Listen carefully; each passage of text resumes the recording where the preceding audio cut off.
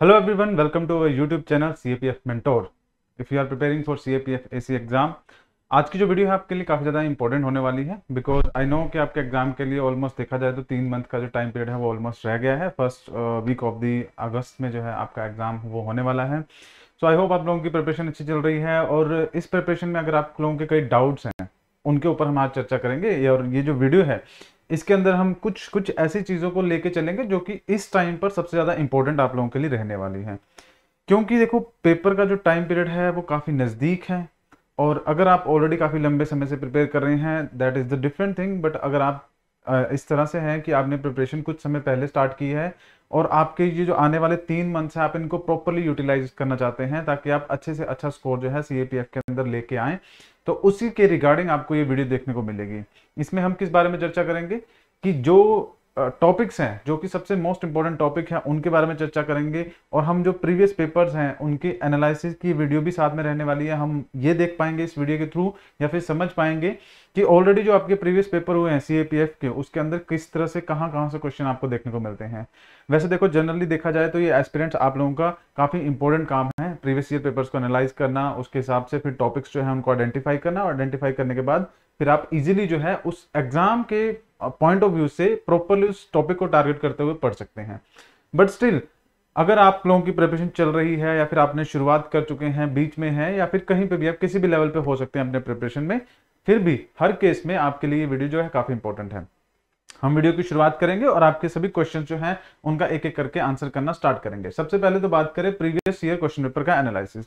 देखो जो previous year paper है ना उसका एनालाइज जो है हमने किया है और उसके बेसिस पे आप लोगों के लिए एक इंपॉर्टेंट जो एनालिसिस है वो हम लेके आए हैं। इसमें अगर देखें तो आपके जो नंबर ऑफ क्वेश्चंस आ रहे हैं हर साल मोर और लेस आपको इक्वली देखने को मिलेंगे। ऐसा नहीं है कि मैं कहूँ कि भाई ज्योग्राफी से क्वेश्चन जो है बिल्कुल नहीं आ रहे हैं, बाकी आपका जो हिस्ट्री है उससे ज़्यादा आ रहे हैं, ऐसा कुछ नहीं है।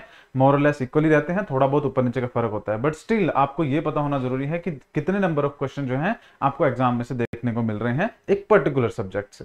तो उसी के रिगार्डिंग अगर मैं बात करूं तो आप देखेंगे कि हमारे यहाँ पे जो 10 क्वेश्चंस हैं हमने ये बोला है कि 10 क्वेश्चंस आपके इकोनॉमी से देखने को मिलते हैं। दैट डजंट मीन कि एग्जैक्टली 10 होंगे, थोड़ा बहुत ऊपर नीचे हो सकता है। और उसके बाद 18 ज्योग्राफी, 18 हिस्ट्री, 15 पॉलिटी, इस तरह से आपके रहते हैं। 5 क्वेश्चन आप प्लस माइनस कर सकते हो। तो ये आपका रेशो रहता है जो जनरली एग्जाम के अंदर देखने को मिलता है आपके CAPF एग्जाम के अंदर। अब देखो इसमें अगर हम बात करें जो ये क्वेश्चंस यहाँ पे मेंशन कर रखे हैं कि कितने क्वेश्चंस आ रहे हैं एग्जाम के अंदर, इसमें से क्या लगता है आपको कौन सा सब्जेक्ट ऐसा है जिसको आप छोड़ सकते हो और जिसकी तैयारी आप ना करो तो भी आपको लगता है CAPF एग्जाम के लिए आप बिल्कुल एलिजिबल हो जाओगे, मतलब पेपर क्वालिफाई कर पाओगे? तो मुझे नहीं लगता इसमें ऐसा कोई भी सब्जेक्ट है जिसको आप इजीली छोड़ पाओ और छोड़ने के बाद भी आप कहो कि यस मैं एग्जाम को क्वालिफाई कर लूंगा। तो ये सारे सब्जेक्ट आप लोगों के लिए इंपॉर्टेंट है।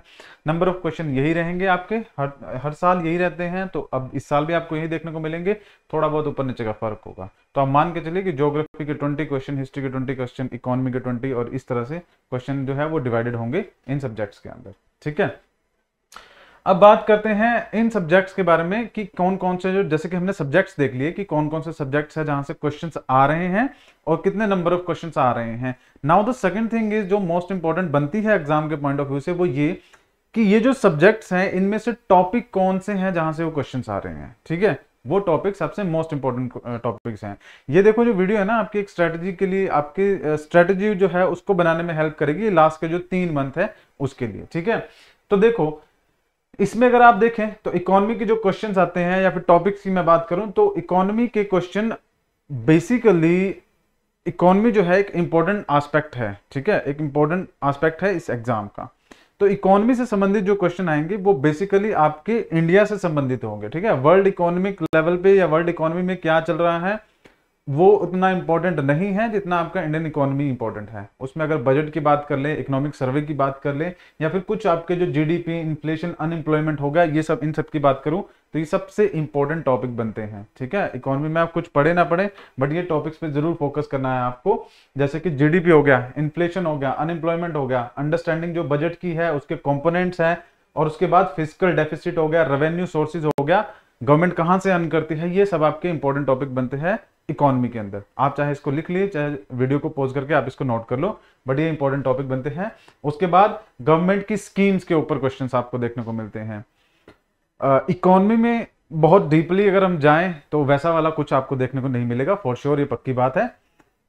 यस, कुछ ऐसे टॉपिक्स जरूर होते हैं इकोनॉमी में जो इकोनॉमी की अंडरस्टैंडिंग डेवलप करने के लिए शुरुआती तौर पे आपको पढ़ने पड़ते हैं, तो वो आपको टॉपिक पढ़ने जरूरी हैं। उसके साथ साथ ये जो मैंने बताया गवर्नमेंट स्कीम्स हो गया, बैंकिंग और माइक्रो फाइनेंसिंग पे भी कुछ चीजें आपको देखने को मिल सकती हैं, ठीक है।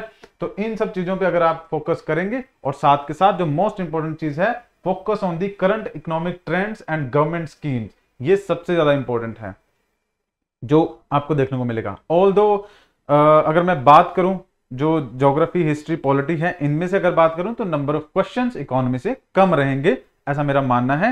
क्योंकि प्रीवियस ट्रेंड्स में अगर आप देखें तो हर साल, ज्यादातर सालों में ऐसा ही होता है, तो इकोनॉमी के जो क्वेश्चन है आपको कम देखने को मिलेंगे, बट स्टिल क्वेश्चन इकोनॉमी के देखने को मिलेंगे आपको। नेक्स्ट बात करते हैं, अगला जो आपका सब्जेक्ट है that is the history and geography.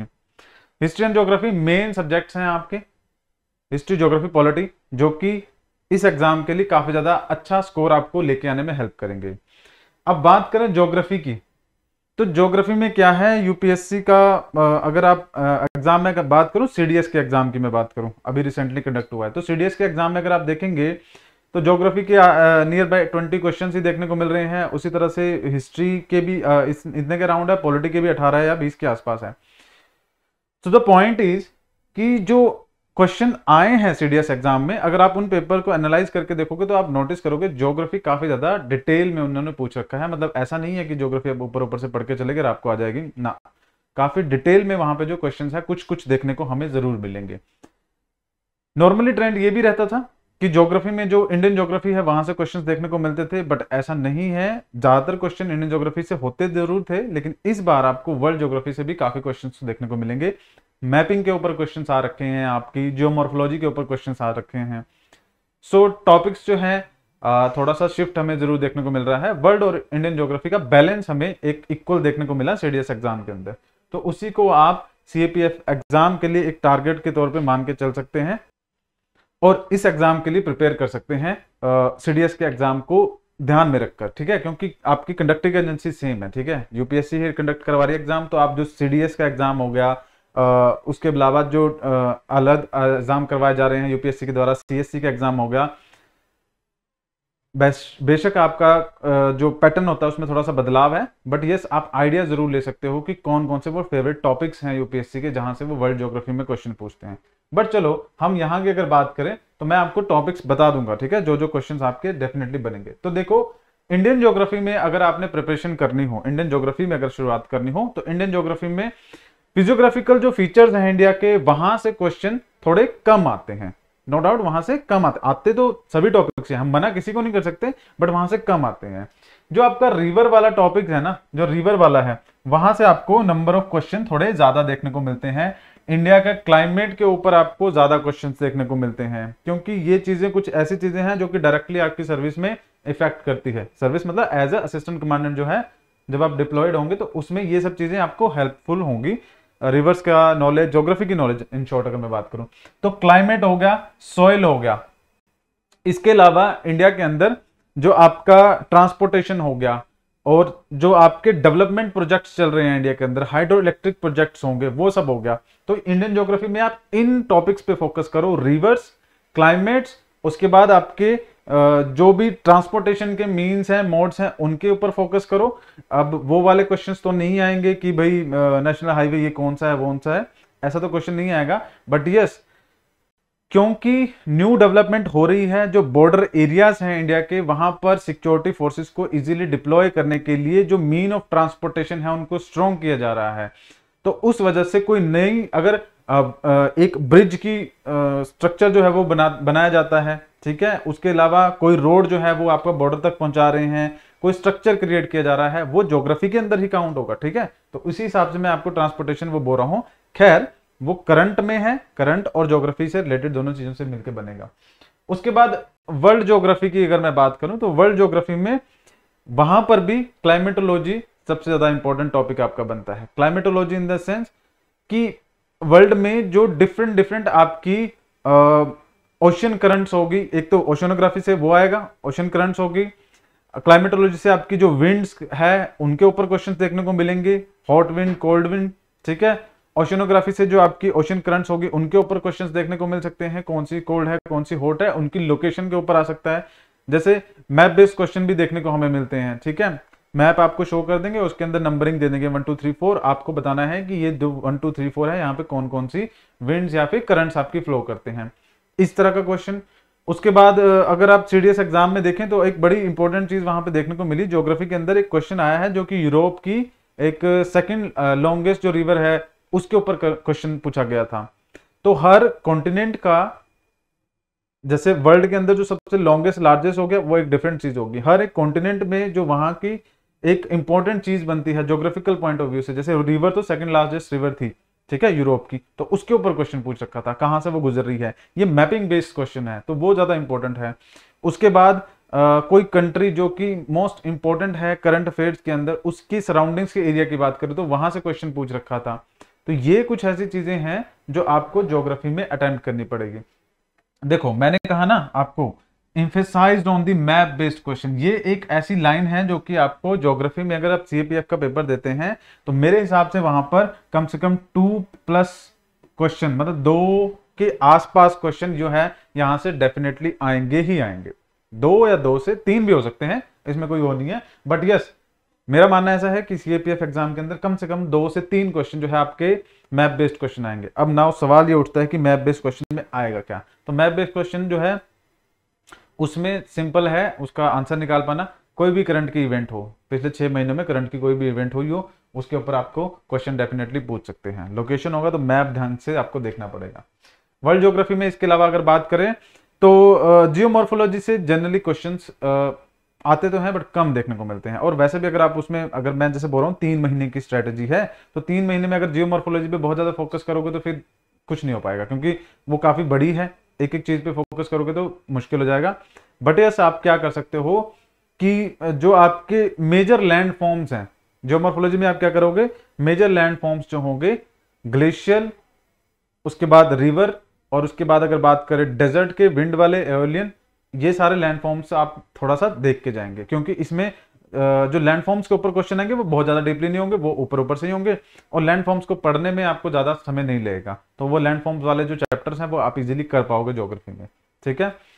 इसके अलावा यही सारी चीजें हैं जो वर्ल्ड ज्योग्राफी में आपको ध्यान रखनी है। Mapping based question, oceanography, climatology और जियोमॉर्फोलॉजी में सिर्फ और सिर्फ आपका जो लैंडफॉर्म्स है उनके ऊपर आप ध्यान देंगे। अगर फॉर श्योर अगर तैयारी करनी है तब तो सारा सिलेबस करना पड़ता है, बट ये तब की स्ट्रेटेजी है जब आपकी, अब मैं कह के चलूँ की शुरुआत है या फिर आप बीच में और आपको लगता है कि टाइम कम है, तो किस तरह से हम सिलेबस जो है उसको कंप्लीट करने की कोशिश करें, ठीक है। इसके बाद हिस्ट्री की अगर मैं बात करूं, वैसे तो आपको 3 टर्म यहाँ पे देखने को मिल रही है, एंशिएंट, मेडिवल और मॉडर्न हिस्ट्री, ठीक है। बट यहाँ पर आपको ज्यादा फोकस किस चीज पे करना है, आपको नेशनल मूवमेंट पे करना है, chronological order of the events पे करना है। यूपीएससी मैच द फॉलोइंग बहुत क्वेश्चन पूछने लग गए हैं। Match the following question, chronological order, इसका मतलब ये है कि इवेंट हुई है, ईयर का बताओ, उसके बाद क्रोनोलॉजिकल ऑर्डर में उनको अरेंज करो इवेंट्स को। तो किस इवेंट की बात कर रहे हैं, नेशनल मूवमेंट्स की बात कर रहे हैं, बेसिकली नेशनल मूवमेंट्स की बात कर रहे हैं। तो अगर जैसे आपका एशियंट हो गया हिस्ट्री, या फिर मेडिवल हिस्ट्री हो गया, या मॉडर्न हिस्ट्री हो गया, इसमें से कुछ कुछ टॉपिक्स आपके इंपॉर्टेंट बनते हैं, सारा तो आप नहीं पढ़ पाओगे। मैं मॉडर्न हिस्ट्री का आपको एग्जांपल लेके चलता हूं कि मॉडर्न हिस्ट्री में वैसे तो आप पढ़ रहे हो पूरी मॉडर्न हिस्ट्री, लेकिन उसमें नेशनल मूवमेंट सबसे ज्यादा इंपॉर्टेंट बनती है, ठीक है। उसके बाद अगर बात करें जो इंपॉर्टेंट न्यूज़पेपर्स उस टाइम के थे उनके ऊपर बात करूं, कोई इंपॉर्टेंट इवेंट जो घटी है उसके अंदर अगर हम बात करें, उनके ऊपर क्वेश्चन आ सकते हैं। और आपको करना क्या है हिस्ट्री में, सिर्फ इवेंट याद रखनी है, उनकी डेट याद रखनी है, और क्या उस इवेंट के अंदर कौन कौन लोग जो थे इन्वॉल्व थे, वो सब चीजें याद रखनी है। तो मॉडर्न हिस्ट्री पे ज्यादा फोकस कीजिएगा। पूछने को तो एंशिएंट भी आ जाएगी, आर्ट एंड कल्चर भी आ जाएगा, मेडिवल भी आ जाएगा, बट मेरे ख्याल से मॉडर्न हिस्ट्री पे क्वेश्चन थोड़े ज्यादा पूछने के चांसेस बनते हैं। बाकी जो इंपॉर्टेंट टॉपिक्स हैं, मेडिवल हिस्ट्री की अगर बात करें तो आप मुगल एम्पायर के बारे में पढ़ के जाइए, ठीक है, दिल्ली सल्तनत के बारे में पढ़ के जाइए, उसमें कोई दिक्कत नहीं है। एंशिएंट हिस्ट्री की अगर बात करें तो इंडस वैली सिविलाइजेशन वाला टॉपिक पढ़ लीजिए, ठीक है। ये सारे कुछ टॉपिक ऐसे हैं जो कि आपको पता लग जाएगा ऑब्वियसली, ठीक है। ये टॉपिक्स ऐसे हैं जो कि इंपॉर्टेंट बनते हैं अपने अपने रिस्पेक्टिव सब्जेक्ट के अंदर, तो वो आप कर सकते हैं। बट स्पेशल फोकस आप मॉडर्न हिस्ट्री पे रखिए, इंडियन नेशनल मूवमेंट के ऊपर रखिए। क्रोनोलॉजिकल ऑर्डर जो है वो हर एक उसमें याद रखना है। क्रोनोलॉजिकल ऑर्डर मतलब आपको मेडिवल हिस्ट्री और मॉडर्न हिस्ट्री दोनों में क्रोनोलॉजिकल ऑर्डर जो है वो चीज़ों के पता होना चाहिए। हिस्ट्री को बहुत ज़्यादा डीप से पढ़ने की कोशिश मत कीजिए। अगर शुरुआत कर रहे हैं पहले ऊपर ऊपर से पढ़िए, एक ओवरव्यू क्रिएट करो पूरी हिस्ट्री का, और ओवरव्यू क्रिएट करने के बाद फिर एक नेक्स्ट स्टेप अंदर जाके दोबारा जो इवेंट्स हुए हैं उनके ऊपर फोकस करो, फिर अंदर थोड़ा सा और जाओ। पहली बारी में हिस्ट्री में बहुत अंदर जाने की कोशिश करोगे तो समझ नहीं आएगी, बोरिंग लगेगी। नेक्स्ट बात करते हैं, यस इसके अंदर आप एनसीईआरटी बुक्स जो है वो आपकी फाउंडेशन नॉलेज का काम करेगी, फाउंडेशन बुक्स के तौर पे, और यहां पर आपको क्रोनोलॉजिकल ऑर्डर जो है उनके ऊपर भी ध्यान देना है। नेक्स्ट बात करते हैं आपके कुछ इंपॉर्टेंट अदर टॉपिक्स जो कि आपके पॉलिटी के बनते हैं। देखो जो आपके पॉलिटी के टॉपिक बनते हैं उसमें स्पेसिफिकली पॉलिटी क्योंकि एक इंपॉर्टेंट सब्जेक्ट है, ठीक है, इसलिए मैंने आपको स्पेसिफिकली यहाँ पे टॉपिक्स भी मेंशन कर रखे हैं। देखो पॉलिटी के अंदर अगर बात कर रहे हैं तो ले देखिए आपके 10 के अराउंड टॉपिक बनेंगे जो कि आपके सबसे ज्यादा मोस्ट इंपॉर्टेंट है। इसमें अगर बात करें फंडामेंटल राइट हो गया, सिटीजनशिप हो गया, डीपीएसपी, प्रियम्बल, ये स्टार्टिंग में ही आपको देखने को मिल जाएंगे। इनसे संबंधित कोई भी क्वेश्चन नहीं जाना चाहिए, ठीक है, इससे संबंधित सारे क्वेश्चन आपको पता होने चाहिए। उसके बाद quasi judicial body, international organisation, writs आपका उसी में पढ़ लोगे आप फंडामेंटल राइट के साथ साथ। Electoral process, executive cabinet committees का पता होना चाहिए आपको, इलेक्टोरल रिफॉर्म्स का, कॉन्स्टिट्यूशनल बॉडीज का, नॉन कॉन्स्टिट्यूशनल बॉडीज का, judiciary, federalism, local self government also important, and anti defection laws. ये सारे आपके इंपॉर्टेंट टॉपिक्स हैं पॉलिटिक के, ये आप इजीली कवर कर सकते हो। आपको हार्डली 10-15 दिन का टाइम लगेगा, उसमें आपके सारे टॉपिक कवर हो जाएंगे, ठीक है। बट यस उसके बाद मल्टीपल टाइम रिवीजन की रिक्वायरमेंट है, तब जाके आपको ये चीजें याद हो पाएंगी। तो पॉलिटी में ये सारे टॉपिक जो है इन पे अगर फोकस करोगे तो इजीली जो है अच्छा स्कोर जो है पॉलिटी में लेके आ पाओगे। उसके बाद आपकी सबसे इंपॉर्टेंट चीज जो और बनती है पॉलिटी के अंदर, that is the constitutional development जो हुई है, जैसे कि आपकी अमेंडमेंट्स है 44th, 42nd, 74th, 97th, ये सारी अमेंडमेंट्स जो इंपॉर्टेंट अमेंडमेंट्स है उनके ऊपर आपको फोकस करना है, क्योंकि अमेंडमेंट्स के ऊपर भी क्वेश्चन बहुत ज्यादा पूछे जाते हैं, ठीक है। तो ये आपका पॉलिटी का स्ट्रक्चर कुछ इस तरह से रहेगा, इस चीज पे आपने ध्यान देना है। अब रह गया आपका बाकी का जो सिलेबस है, तो देखो क्वांट रीजनिंग की अगर मैं बात करूं तो नंबर ऑफ क्वेश्चंस कम है, ठीक है, वो टॉपिक आप इजीली आइडेंटिफाई कर लोगे। क्वांट और रीजनिंग के जो क्वेश्चन है वो काफी कम देखने को मिले, हार्डली अगर टोटल मिला के देखा जाए तो 10 के आसपास क्वेश्चन जो है वो देखने को मिलेंगे। बट स्टिल 10 नंबर जो क्वेश्चन है वो काफी इंपॉर्टेंट नंबर है, तो आप उस पर फोकस कर लेना, ठीक है। और इसमें तो प्रैक्टिस है आपकी, जितनी प्रैक्टिस करोगे उतना ठीक रहेगा। Now last but not the least, that is the current affair.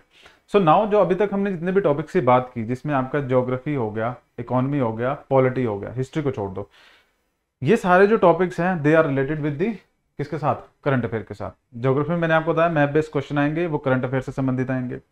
Polity में बात करें तो क्वेश्चन डेफिनेटली जो क्वेश्चन है वो उस टॉपिक से पूछे जाएंगे जो किसी ना किसी वजह से पिछले एक साल के अंदर इंपॉर्टेंट रहा हो, नेशनल मीडिया के अंदर, इंटरनेशनल मीडिया के अंदर, तो वहां से क्वेश्चन आपको देखने को मिलेंगे। सेम इकोनॉमी की बात करें तो इकोनॉमी में भी आपका वहां से उस टॉपिक से क्वेश्चन पूछे जाएंगे जो किसी ना किसी तरह से आपके करंट में रहा हो।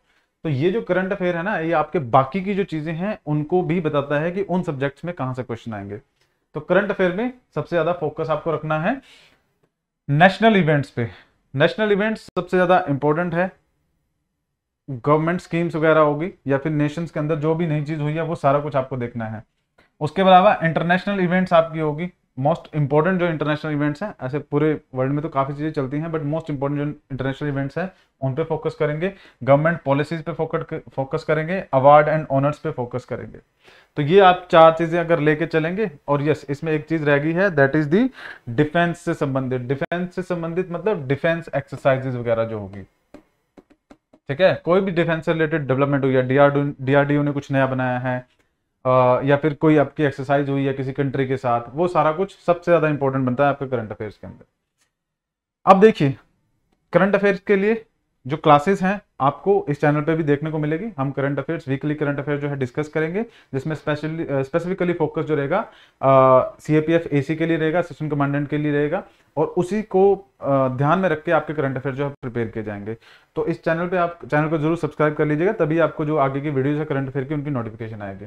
तो ये सारी चीजें हैं जो कि आप करंट अफेयर्स में ध्यान रखेंगे। ओके, तो अब अगर देखें तो ये जो टॉपिक्स हैं जो हमने यहाँ पे किए हैं, इसके बाद history, geography, polity, economy, current affairs, quantitative aptitude, reasoning, ये सारी चीजें ऐड करके आपका जो पूरा पेपर है उसमें आप अच्छा स्कोर लेके आ सकते हो विद इन द 3 मंथ्स। ऐसा नहीं है कि वो नहीं अचीव किया जा सकता, किया जा सकता है। तो इजीली आप इस तरह से कर सकते हैं। रेगुलरली आपने क्या करना है, अपनी परफॉर्मेंस को एनालाइज करना है। एनालाइज किस तरह से करना है, टेस्ट सीरीज आपने जो है वो आपकी सबसे ज्यादा इंपॉर्टेंट पार्ट है इस एग्जामिनेशन का, टेस्ट सीरीज, ठीक है। क्योंकि जब आप पढ़ते हो उसके बाद अपने आप का पता कैसे चलता है कि हम स्टैंड कहाँ पे कर रहे हैं, क्या सिर्फ हम पढ़ ही जा रहे हैं लेकिन क्वेश्चन सॉल्व नहीं कर पा रहे हैं।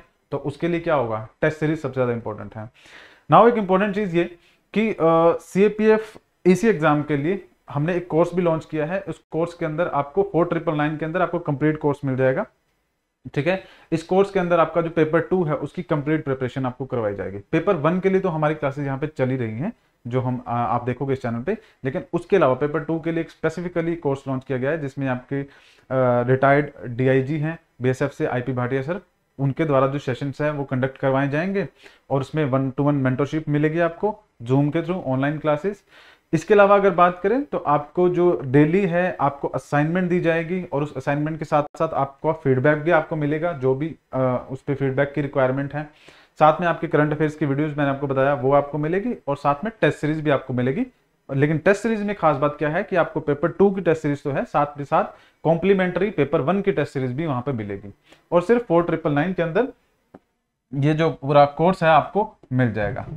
और ये आपके एग्जाम को ना ये जो पूरा कोर्स है ये इसी तरह से डिजाइन किया गया है कि 3 महीने के अंदर आपको मैक्सिमम जो चीज आउटपुट है इस कोर्स के थ्रू या फिर हमारे थ्रू आपको मिल पाएगा, ठीक है। तो आई होप यहां तक आपको चीजें जो है वो सारी क्लियर हो गई होगी। तो आज के सेशन में फिलहाल इतना ही है मेरी तरफ से। आई होप आपकी स्ट्रेटेजी है जो वो कंप्लीट हो गई होगी। ये 3 महीने की स्ट्रेटेजी है, इसके अंदर आप जो बताया गया है उस तरीके से चलोगे, स्पेसिफिकली टॉपिक्स को फोकस करते हुए चलोगे तो इजीली एग्जाम क्रैक कर सकते हो, ठीक है। बाकी चैनल पे अगर नहीं हो, पहली बार आए हो तो चैनल को जरूर सब्सक्राइब कर लेना, क्योंकि इससे होता क्या है, एंगेजमेंट ज्यादा बढ़ती है तो हमें पता लगता है कि जो स्टूडेंट्स हैं उनको रिक्वायरमेंट क्या है। आप अपने जो सजेशंस है वो भी कमेंट सेक्शन में बता सकते हो, कोई क्वेश्चंस है वो भी आप कमेंट सेक्शन में पूछ सकते हो। तो अगली बार मिलेंगे आप लोगों के साथ एक नई वीडियो के साथ, नए कंटेंट के साथ। तब तक के लिए आप लोगों का धन्यवाद।